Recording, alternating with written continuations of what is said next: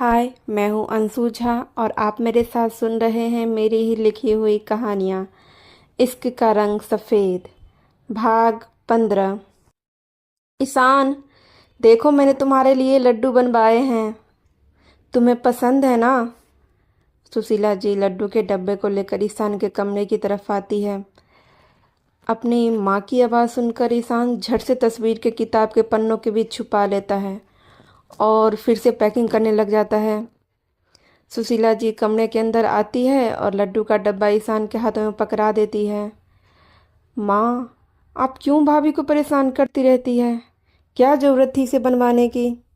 ईशान लड्डू का डब्बा अपने बैग में रखते हुए बोलता है। उस औरत ने तुझे ऐसी कौन सी घुट्टी पिला दिया है जो तू हर वक्त उसकी तरफदारी करता रहता है? तुझे मेरा प्यार नहीं दिखाई देता क्या? जो मैंने याद करके तेरे पसंद के लड्डू बनवाए हैं, बस तुझे ये दिखा कि उस धानी ने तेरे लिए बनाया है। लड्डू बनाना था, कोई पहाड़ तोड़ना नहीं था जो वो परेशान हो गई। पूरा दिन घर में पड़ी ही तो रहती है। सुशीला जी के बात सुनकर ईशान को बस अफसोस होता है और अफसोस से सर हिला देता है।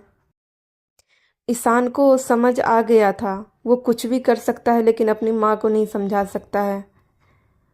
आप आइए, इधर बैठिए। अपनी माँ का हाथ पकड़कर वो बेड पर बिठा देता है। माँ, मैं कल जा रहा हूँ और मैं चाहता हूँ मेरे जाने के बाद आप भाभी का अच्छे से ध्यान रखें। उन्हें इतना मत डांटिए और हाँ, मुझसे वादा कीजिए कि आप उन पर हाथ नहीं उठाएगी।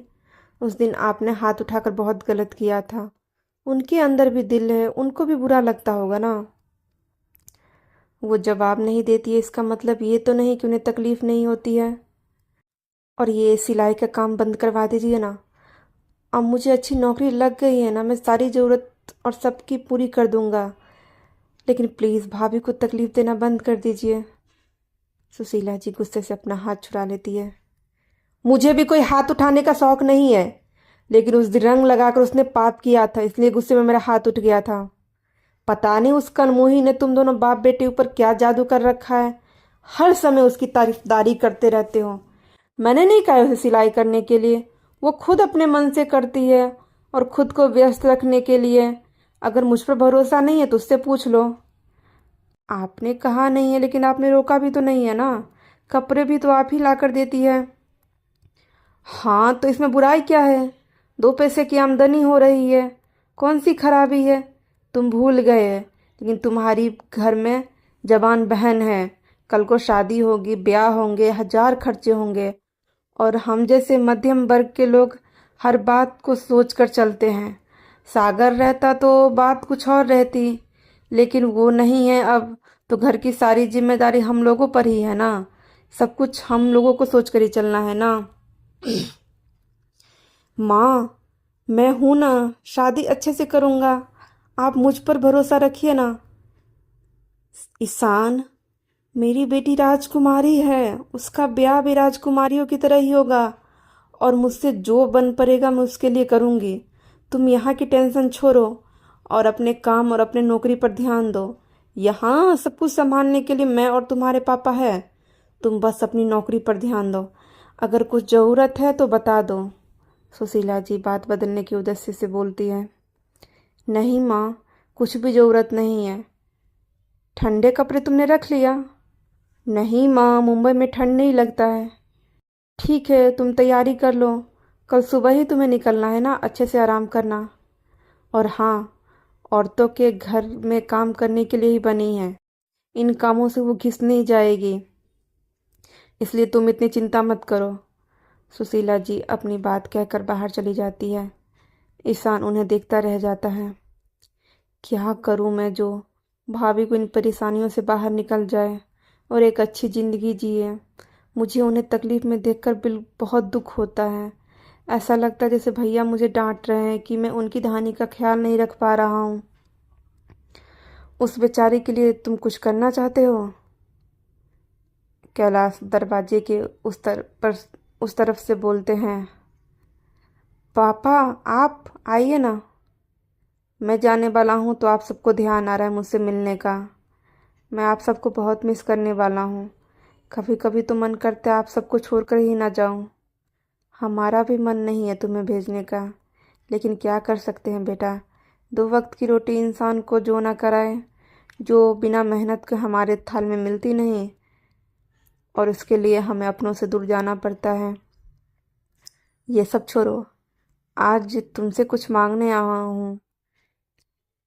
क्या पापा, मेरे पास ऐसा क्या है जो आप मांग रहे हैं? और अगर कुछ ऐसा है तो आप बेझिझक ले लीजिए। मेरा सब कुछ तो आपका ही है। ये फॉर्मेलिटी करने की क्या ज़रूरत है? बताइए आपको क्या चाहिए। ईशान अपने बाकी के सामान को देखता हुआ बोलता है, तुम्हारी जिंदगी का अहम फैसला लेने का हक मांग रहा हूँ। कैलाश जी की बात सुनकर ईशान गंभीर हो जाता है। मैं कुछ समझा नहीं पापा, क्या बात है? आप बहुत सीरियस लग रहे हैं। हाँ बेटा, बात बहुत गंभीर है और बहुत अहम भी है, तो ध्यान से सुनना। हाँ पापा बताइए, मैं सुन रहा हूँ। धानी बहू की चिंता लगी रहती है ना तुम्हें? हाँ पापा, उन्हें इतनी सी उम्र में इस हालत में देखकर बहुत बुरा लगता है, और माँ कुछ समझने की तैयार ही नहीं है। बहुत तकलीफ़ होती है उन्हें देखकर।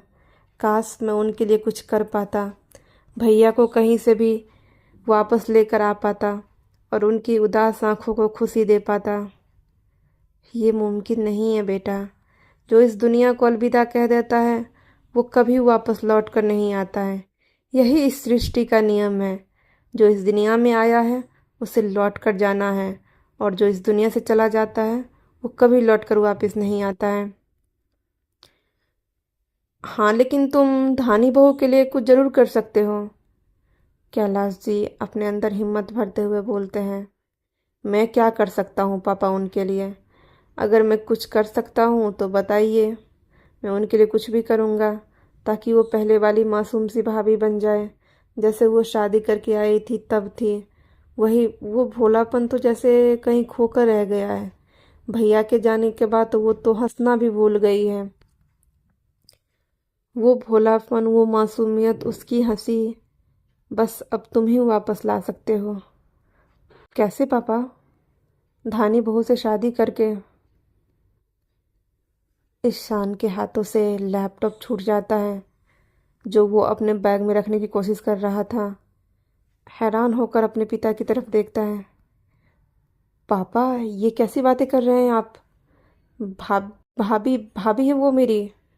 मैंने आज तक उन्हें नज़र भर तक देखा नहीं है, और उन उन नज़रों से देखने की तो बहुत दूर की बात है। मुझे पता है बेटा, लेकिन क्या लेकिन पापा? आपने ही तो मुझसे सिखाया है कि भाभी माँ और बहन की समान होती है। मैंने मैं कैसे समझाऊं आपको? मैंने कभी उन्हें गलत नीयत से। वो मेरे बड़े भाई की पत्नी है पापा। ईशान की आवाज़ कांप उठती है। लेकिन अब वो तुम्हारा बड़ा भाई तो इस दुनिया में नहीं है ना, तो जब भाई नहीं है तो भाभी कैसी? हमने ही तुम्हें संस्कार दिए हैं ना। आज हम ही तुम्हें उन संस्कारों को तोड़ने के लिए कह रहे हैं। अब इस तरह से ज़िंदगी उसे बिताते हुए नहीं देख सकते हैं। वो अपनों के लिए एक शब्द नहीं बोल पाती है। बेटा, उसे अपना लो, नहीं तो तुम्हारी माँ जीते जी उसकी ज़िंदगी नर्क बना देगी। उससे शादी कर लो और यहाँ से दूर ले जाओ। कैलाश जी ईशान के सामने हाथ जोड़ते हुए बोलता है। ईशान भरी हुई आंखों से अपने पिता को देख रहा था। उसे समझ नहीं आ रहा था कि ये क्या हो रहा है और क्यों हो रहा है, और वो क्या जवाब दे। पापा, पापा प्लीज़, हाथ जोड़कर आप मुझे शर्मिंदा मत कीजिए। ईशान उनका हाथ नीचे करते हुए बोलता है। आंखों के सामने सभी का चेहरा चलने लग जाता है। कभी उसे अपना भाई दिखाई देता है, तो कभी उसे अपना प्यार दिखाई देता है, जो उसे धोखेबाज और दगाबाज कह रहा था। सॉरी पापा, लेकिन ये मुझसे नहीं होगा। मैं भाभी से शादी नहीं कर सकता हूँ। वो भाभी है मेरी। मैं कैसे कैसे आपको समझाने की कोशिश करूँ? जिंदगी में शादी ही सब कुछ नहीं होती है, भावनाएं भी महत्वपूर्ण होती है। मैं कैसे भाभी को अपनी पत्नी का स्थान दे सकता हूँ जिन्हें मैं अब तक पैर छूता आ रहा हूँ? आप भाभी की दूसरी शादी करवाना चाहता है ना, तो किसी और से करवा दीजिए, मुझे कोई परेशानी नहीं है। जैसे ईशानी घर से विदा हो जाएगी, विदा होकर जाएगी, उसी तरह से हम भाभी को भी विदा कर देंगे। लेकिन मैं ये नहीं कर सकता हूँ। ईशान का दिल मान ही नहीं रहा था। कैसे कल तक जिसे अपनी माँ और बहन के रूप में देखा हो, अचानक उसके प्रति कोई भावना जग जाए। तुम्हें क्या लगता है मैंने ये कोशिश नहीं की है? कैलाश जी बिस्तर पर बैठते हुए बोलते हैं। क्या मतलब आपका पापा? मैं धानी बहू का रिश्ता खोजने के लिए आज पंडित जी के पास गया था, और विधवा का इस समाज में क्या महत्व है ये उन्होंने मुझे अच्छी तरह से आईना दिखा दिया। 40 साल के आदमी के साथ धानी बहू का रिश्ता करने के लिए कह रहे थे, जिसके पहले ही 2 बच्चे और दोनों काफ़ी बड़े हैं। क्या? लेकिन भाभी तो काफ़ी छोटी है, तो इतने बड़े आदमी का पंडित जी ने रिश्ता क्यों बताया? क्योंकि वो विधवा है। तुम अपने होकर उसे अपनाने से इनकार कर रहे हो, वो सब तो पराये हैं।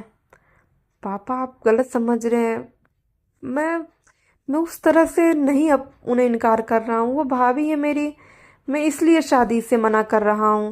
मैं कैसे शादी कर सकता हूँ? क्यों नहीं कर सकते हो शादी? बरसों से रस्म चलती आई हुई है। अपने भाई की विधवा के ऊपर देवर ही चादर डालता है। व्हाट? ये कैसा रस्म है और ये कब बना है? और ये चादर डालना क्या होता है? चादर डालने का मतलब होता है अपने भाई के विधवा को अपनी पत्नी के रूप में स्वीकार करना। चादर डालने के कुछ नियम होते थे, लेकिन समय के साथ सभी नियमों में बदलाव आ गया है। लेकिन आज के ज़माने में भी अपने मरे हुए भाई की पत्नी को ही अपनाना पड़ता है। छोटे भाई को अपने बड़े भाई की जिम्मेदारी को उठाना पड़ता है। पापा मैं हर जिम्मेदारी उठाने के लिए तैयार हूँ, लेकिन ये मुझसे नहीं होगा। मैं कभी भाभी को वह स्थान नहीं दे पाऊंगा जो एक पत्नी की होती है। प्लीज़ आप समझने की कोशिश कीजिए। समझने की तुम कोशिश करो ईशान। तुम क्या चाहते हो? जिंदगी भर धानी बहू इसी तरह से तुम्हारी माँ की गुलामी करती रहे और बिना नमक का खाना खाती रहे? एक दिन बिना नमक का खा कर देखो, तब तुम्हें उसके दुखों का अंदाज़ा होगा। अपनी भाभी के साथ तुम्हें सहानुभूति बहुत है, लेकिन उसे अपनाकर उसके दुखों का अंत नहीं कर सकते हो। और भावनाओं का क्या है? वो तो अग्नि के फेरे लेते हुए भी मन में जाग उठते हैं। समय के साथ इंसान हर रिश्ते को अपना लेता है, और पति पत्नी का तो एक ही ऐसा रिश्ता है जिसकी पवित्रता हर किसी को झुकने पर मजबूर कर देती है। कैलाश जी के तर्क के आगे ईशान क्या बोले कुछ समझ नहीं आता है और अपना सर झुका लेता है। मुझे पता है ईशान, आजकल के बच्चों को बहुत सारी ख्वाहिशें होती हैं। तुम्हारी भी बहुत ख्वाहिशें होगी, हो सकता है कोई अपनी पसंद भी हो, लेकिन जिम्मेदारी के नीचे हमेशा ख्वाहिशों को दबाना ही होता है। अगर सच्चे मन से अपने भाई के लिए कुछ करना चाहते हो तो धानी बहू को अपना लो। कितनी खुशी से धानी को ब्याह करके लाया था वो। क्या वो धानी को इस हालत में देखकर खुश होगा? उसकी भी तो रूह तड़पती होगी। एक विधवा को इस समाज में जीने का अधिकार नहीं होता है। चलते फिरते लोग उसे लाश बना देते हैं, और जब घर वाले का साय मिल जाए तब क्या ही कहना।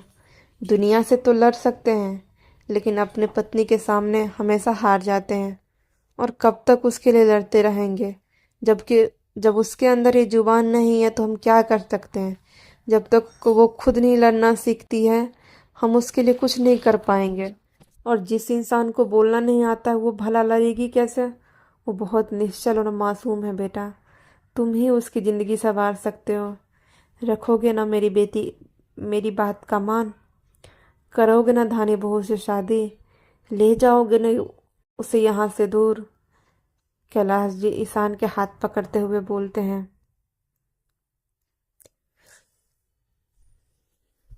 क्या हुआ? आज फिर क्या करने आई हो यहाँ पर? मोनिका को अपने हॉल में देखकर नीरज बोल उठता है। यू नो ना, आई लव यू। तुमसे नाराज होकर, तुमसे दूर होकर मैं जी नहीं पाती हूँ। तुम मेरी कमजोरी बन चुके हो। ये फालतू का ड्रामा मेरे सामने करने आई हो। अगर ये फालतू का ड्रामा मेरे सामने करने आई हो तो इससे अच्छा है कि तुम यहाँ से चली जाओ। नीरज अपना कोट उतारकर शर्ट के 4 बटन खुलते हुए बोलता है। लगता है नए सर्वेंट ढूंढने पड़ेंगे। किसी को अपने आसपास नहीं देखकर नीरज गुस्से में बोलता है। Sorry sir. मुकुल पानी का गिलास लाते हुए बोलता है। मुझे आए हुए 1 मिनट हो चुके हैं, यानी कि 60 सेकंड। तुम्हें पता है ना मेरे लिए एक एक सेकंड कितनी इम्पोर्टेंट है। Sorry sir. बस सब, हर बात में सॉरी कहना सीख लिया है। सॉरी कहो और सारा मामला खत्म। नीरज पानी पीते हुए बोलता है। छोड़ो ना नीरज, क्यों इतना गुस्सा करता है। क्योंकि मुझे यही करना आता है। तुम्हें तो प्यार भी करना बहुत अच्छी तरह से आता है। मोनिका नीरज के गालों पर उंगली फिराते हुए बोलती है। उसे प्यार नहीं, फिजिकल होना कहते हैं। नीरज उसका हाथ नीचे कर देता है। तो चलो ना, मैं तुम्हारे साथ फिजिकल होना चाहती हूँ, लेकिन मुझे इंटरेस्ट नहीं है। तुमने जो उस दिन तमाशा किया था ना, उसके बाद मुझे तुम में कोई इंटरेस्ट ही नहीं है। लेकिन मैं तुम्हारे अलावा किसी और के बारे में नहीं सोच पाती हूँ। I need you Neeraj. Monika आगे बढ़कर उसके होठों को चूमते हुए बोलती है। नीरज उसे अजीब नजरों से घूरता है। पानी का गिलास टेबल पर रखकर मोनिका को खुद से दूर करता है और अपने कमरे की तरफ बढ़ जाता है। मोनिका भी उसके पीछे पीछे कमरे में चली जाती है। हर हर महादेव दोस्तों, आप लोगों की डिमांड पर अब भाग लंबे डालने की कोशिश कर रही हूँ। सब्सक्राइब करके, कमेंट करके मनोबल ज़रूर बढ़ाइए मेरा। Thank you.